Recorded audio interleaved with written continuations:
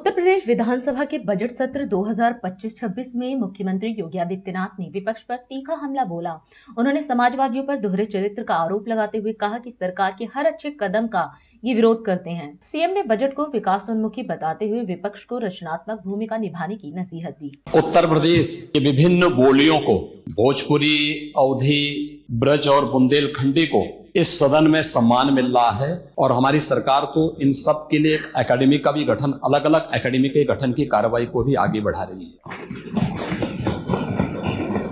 ये सभी हिंदी की उपभाषाएं हैं, यानी हिंदी की बेटियां हैं, भाषा की समृद्धि के आधार हैं और हमें इसका स्वागत करना चाहिए। ये सदन साहित्य केवल विशुद्ध साहित्यिक और व्याकरण से के विद्वानों की नहीं है। आम जन का प्रतिनिधित्व करने वाले माननीय सदस्य समाज के विभिन्न तबके से आए हैं। अंतिम पायदान पर बैठे हुए व्यक्ति की आवाज को भी इस सदन में मुखरता मिले, इसके लिए अगर किसी को हिंदी में वह धारा प्रवाह नहीं बोल सकता तो उसको भोजपुरी में भी अपनी बात को रखने का अधिकार मिलना चाहिए। अवधी में, ब्रज में या बुंदेलखंडी में उसको रखने का अधिकार मिलना चाहिए। ये कौन सी बात हो गई कि भोजपुरी में ना बोले, अवधी में ना बोले, इसका विरोध बुंदेलखंडी में ना बोले और उर्दू की आप वकालत कर रहे हैं। ये बड़ी विचित्र बात है। आप मुझे बताइए, मैं इसीलिए कहता हूं कि आप समाजवादियों का चरित्र ही इतना दोहरा हो चुका है कि अपने बच्चों को भेजेंगे इंग्लिश पब्लिक स्कूल में और दूसरों के बच्चों को बोलेंगे कि एक गांव के उस विद्यालय में पढ़े जहां संसाधन भी नहीं है। ये दोहरा आचरण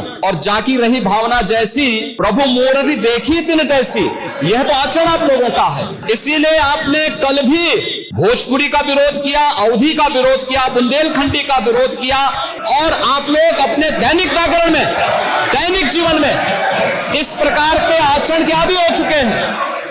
और इसलिए अध्यक्ष जी, इसका अभिनंदन हम लोग करते हैं और इन बोलियों को सम्मान मिलना चाहिए। इनके संरक्षण के लिए ही हमारी सरकार भोजपुरी एकेडमी का गठन कर रही है, अवधी एकेडमी का गठन कर रही है संत तुलसीदास जी के नाम पर। इसी के आधार पर ब्रज भाषा इतनी समृद्ध भाषा है। सूरदास जी ने अपनी सभी रचनाएं उसी भाषा में दी हैं। संत तुलसीदास जी ने अपनी कालजयी रचना रामचरितमानस, जो इस सदन में ही नहीं, उत्तर भारत के अंदर और भारत से प्रवासी हुए जितने भी ऐसे लोग हैं जो मॉरिशस में या दुनिया के फिजी में या दुनिया के किसी देश में गए, उनके संकट काल में रामचरितमानस ही तुलसीदास जी का अवधी भाषा में रचा गया रामचरितमानस ही उनका सहारा बना था। और आज जब उसको सम्मान मिल रहा है तो आप उसका विरोध कर रहे हैं। बड़ी विचित्र सी स्थिति है।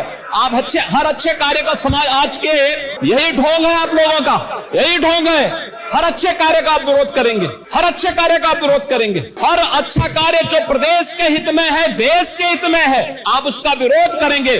और मुझे लगता है इस प्रकार के विरोध की निंदा होनी चाहिए और हम इसका समर्थन करते हैं जो उत्तर प्रदेश की बोलियों को सम्मान मिल रहा है। मैं आपका धन्यवाद करूंगा और विधानसभा सचिवालय को इस बात के लिए धन्यवाद दूंगा। कल हम लोगों ने यहाँ पे इसका शुभारंभ किया, समाजवादी पार्टी ने उसका विरोध किया है और मुझे लगता है कि प्रोसीडिंग का हिस्सा होना चाहिए। इनको समाज के सामने एक्सपोज करना चाहिए। अपने बच्चों को ये लोग पढ़ाएंगे इंग्लिश स्कूलों में और दूसरे के बच्चे के लिए अगर वो सुविधा सरकार देना चाहते हो, कहते नहीं उर्दू पढ़ाओ इसको, यानी उसको मौलवी बनाना चाहते हैं, कठपुतला पर की ओर इसको ले जाना चाहते हैं। ये नहीं चल सकता है। राष्ट्र सर्वप्रथम, राष्ट्र सर्वप्रथम, राष्ट्र सर्वप्रथम, राष्ट्र सर्वप्रथम।